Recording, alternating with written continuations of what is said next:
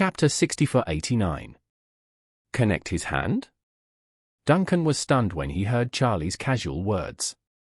He knew that Charlie had the ability to help John's broken hand regenerate. But the method he knew was the magic pill, the reshaping pill. So, he subconsciously asked Charlie, "Mr. Wade, are you going to give John a reshaping pill?" "Yes." Charlie nodded firmly and smiled. Only the reshaping pill has the ability to regenerate his broken hand. Duncan couldn't help asking, then, does it mean that to regenerate a hand, you also need an extremely expensive reshaping pill? Charlie nodded and said, even if you just grow a finger again. You need a whole reshaping pill. You can understand that only a whole reshaping pill can activate the body's regeneration. As for how much is regenerated, it is all within the scope of this pill. Similar to the meal fee of a buffet. Whether you eat more or less, it will be treated equally. Duncan subconsciously exclaimed, "This is too wasteful." After all, this person is Victoria's descendant. Even if you give him a pill, he won't be able to use it for himself, so why waste it? After that, he quickly explained, "Mr. Wade, I don't have any other intentions. I just think it's a pity to use such an expensive pill on the enemy." Duncan himself has experienced the magic of this pill. Not to mention regenerating a broken hand. Even if the whole body is beaten into a sieve like himself, it can still reshape a complete and healthy body.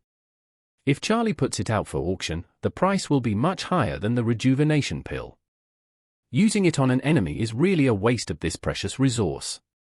Charlie smiled calmly and said, "Although this kind of elixir may be very valuable, its efficacy is indeed shocking. It is not suitable for selling anyway. But I still have a lot of it. It doesn't have much effect if I take it normally. It's worth taking one to make Victoria depressed." Duncan didn't know how to express himself for a moment. So he just sighed and said, "Hey, Mr. Wade. If we are not mistaken, John's left hand must have been cut off by Victoria. And you used the elixir to renew it. Victoria may not really have any emotional fluctuations." As he said, Duncan added, "There is also John. You help him grow his left hand again." He dared not hide it from Victoria and would definitely tell her as soon as possible.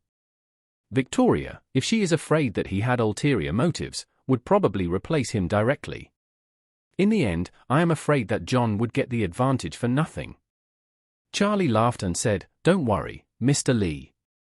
I am not someone who will easily let others take advantage of me. Friends and relatives are fine, but enemies have no chance. I know all this, so don't worry." Seeing Charlie so confident, Duncan knew that he must have his own plans. So he stopped talking. Since the Tiger Guards of Naples and the Cavalry Guards of Nigeria had already come to Morocco openly, their whereabouts were no longer a secret to Charlie. And it was not difficult to find them. John was in an office of More Trade at this time, discussing the next countermeasures with Chavron. John knew that he would definitely not be able to hide his coming to Morocco from the enemy. If the enemy really intended to eliminate him, he and the Tiger soldiers beside him might not be able to defeat him.